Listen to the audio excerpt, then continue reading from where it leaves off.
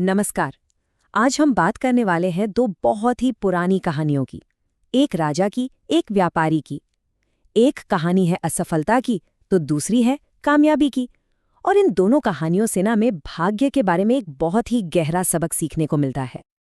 तो सवाल यही उठता है कि क्या हमारी किस्मत पहले से ही लिखी होती है या फिर हम उसे खुद बनाते हैं। हमारी आज की कहानी ना इसी सवाल के इर्द गिर्द घूमती है। कहानी शुरू होती है एक बहुत ही नेक राजा से, लेकिन उसकी बस एक गलती उसके पूरे राज्य को तबाह कर देती है। तो चलिए देखते हैं कि आखिर हुआ क्या था। तो हमारी पहली कहानी हमें ले चलती है धौलापुर राज्य। यहाँ के राजा थे विजयभान, एक बहुत ही अच्छे और नेक इंसान। मतलब उनके पास सब कुछ था, धन, दौलत, इज्जत। पर उनकी समझदारी की, उनके विवेक की एक बहुत बड़ी परीक्षा होने वाली थी। अब देखिए, राजा की थीं दो रानियां और दोनों की सोच, उनकी इच्छाएं एक दूसरे से बिल्कुल अलग। जो बड़ी रानी थी लक्ष्मी, वो बहुत ही समझदार और गुणी थी। लेकिन जो छोटी रानी थी यशोदा, उनके मन में थी जलन। वो बस यही चाहती थी कि उनका बेटा अर्जुन ही अगला राजा बने और इसके लिए वो कोई भी साजिश रच सकती थी। तो यशोदा ने एक चाल चली। प्लान बहुत सीधा सा था, लेकिन उतना ही खतरनाक। उसने क्या किया, एक ढोंगी आदमी को साधु का भेष पहनाकर राजा के पास भेज दिया। और मकसद, एक ऐसी झूठी और डरावनी भविष्यवाणी करवाना जो सब कुछ बदल दे। और उस ढोंगी साधु ने राजा से कहा कि आपका बड़ा बेटा सिद्धार्थ ना सिर्फ आपकी देखभाल नहीं करेगा, बल्कि आगे चलकर वो आपकी जान के लिए ही खतरा बन जाएगा। बस इन शब्दों ने राजा के मन में जहर घोल दिया।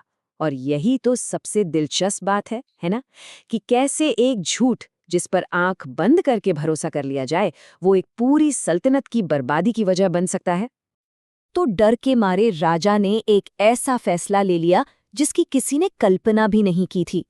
उन्होंने अपने सबसे काबिल बेटे सिद्धार्थ और अपनी वफादार रानी लक्ष्मी को हमेशा हमेशा के लिए राज्य से बाहर निकाल दिया। और ये फैसला उन्हें बहुत बहुत महंगा पड़ने वाला था। तो अब आगे बढ़ते हैं और देखते हैं कि इस फैसले का अंजाम क्या हुआ। देखिए, हर एक्शन का एक रिएक्शन तो होता ही है। राजा की इस एक गलती से जो खालीपन आया ना, उसे भरने के लिए आ गए अहंकार और लालच। दोनों राजकुमारों की जिंदगी में जमीन आसमान का फर्क आ गया था। एक तरफ सिद्धार्थ थे, जो देश निकाले में मेहनत और विनम्रता सीख रहे थे, और दूसरी तरफ था अर्जुन, जो सत्ता के नशे में एक क्रूर इंसान बनता जा रहा था। इतना क्रूर कि उसने आखिर में अपने ही पिता को गद्दी से हटा दिया। राजा विजयभान की बर्बादी कोई एक दिन में नहीं हुई। जरा इस टाइमलाइन को देखिए। पहले साल उन्होंने अपने अच्छे बेटे को निकाल दिया। 10 साल बीतते बीते अर्जुन घमंडी और लापरवाह हो गया। 15वें साल में राजा को अपनी गलती का एहसास हुआ कि अर्जुन राज करने के काबिल ही नहीं है, पर तब तक बहुत देर हो चुकी थी। और फिर आया 16वां साल। जिस बेटे को उन्होंने चुना था, उसी ने उन्हें सिंहासन से उतार फेंका। राजा अब दर दर भटकने को मजबूर थे, अपनी ही गलती का बोझ उठाए। कहते हैं ना कि जिंदगी के सबसे मुश्किल पलों में ही हमें सबसे बड़ी सच्चाई का पता चलता है। राजा के साथ भी कुछ ऐसा ही हुआ। और सिर्फ राजा ही नहीं, एक और इंसान था जो निराशा में डूबा हुआ था। और इन दोनों को ज्ञान मिला एक ऐसी जगह से जिसके बारे में कोई सोच भी नहीं सकता। राजा पूरी तरह से टूटकर बैठे हुए थे। तभी एक बूढ़े समझदार कौवे ने उनसे कहा, मूर्ख राजा, ये तुम्हारे आंख बंद करके भरोसा करने का नतीजा है। तुम्हारे 2 बेटे थे, एक को तुमने निकाल दिया और दूसरे ने तुम्हें निकाल दिया। यही तो इंसाफ है। अब ये कहानी सिर्फ राजा की नहीं है। ठीक इसी समय एक और कहानी चल रही थी, एक व्यापारी की, जिसकी फसलें बर्बाद हो चुकी थीं, धंधा डूब चुका था, वो भी बिल्कुल टूटने की कगार पर था। और जानते हैं, उसकी तकलीफ किस बात से और बढ़ रही थी? अपने एक दोस्त की कामयाबी देखकर।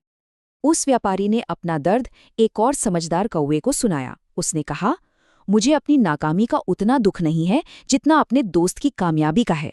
सोचिए, उसकी खुशी उसकी अपनी थी ही नहीं, वो तो दूसरों की किस्मत से जुड़ी थी, और इसी जलन ने उसे अपना गुलाम बना रखा था। उस कौवे ने व्यापारी को कोई फौरन समाधान नहीं दिया, बस एक छोटा सा बंद डिब्बा थमा दिया और एक बहुत सख्त हिदायत दी, इसे बस तभी खोलना जब तुम्हें लगे कि सारे रास्ते बंद हो चुके हैं और जीने की कोई उम्मीद बाकी नहीं है। इसके बाद व्यापारी के लिए हालात और भी खराब हो गए, मतलब बहुत ही ज्यादा खराब। घर चला गया, पैसा चला गया, सब कुछ। और तो और उसका बच्चा भी बहुत बीमार पड़ गया। जब उसे कोई रास्ता नहीं सूझा तो वो सब कुछ खत्म करने के लिए नदी किनारे पहुंच गया। सब खत्म हो चुका था, हमलावरों ने उसका सब कुछ छीन लिया था, बच्चा बीमार था, इलाज के लिए पैसे नहीं थे। पूरी तरह से हार कर वह अपने परिवार के साथ नदी के किनारे खड़ा था, अपनी जिंदगी खत्म करने के लिए। लेकिन ठीक उसी आखिरी पल में उसे उस कौवे और उसके दिए हुए रहस्यमयी डिब्बे की याद आई। और फिर उस घोर निराशा में कांपते हुए हाथों से उसने वो डिब्बा खोला। और जानते हैं, ये पल हमें कितनी खूबसूरती से दिखाता है कि सिर्फ नजरिया बदल जाने से कितनी बड़ी ताकत मिल सकती है। डिब्बे के अंदर एक छोटी सी पर्ची थी और उस पे लिखा था, ये वक्त भी गुजर जाएगा। बस ये छोटा सा वाक्य इसने सब कुछ बदल कर रख दिया। उसे याद दिलाया कि कोई भी हालत, चाहे अच्छी हो या बुरी, हमेशा नहीं रहती। ये जो तूफान है ना, ये भी एक दिन थम जाएगा।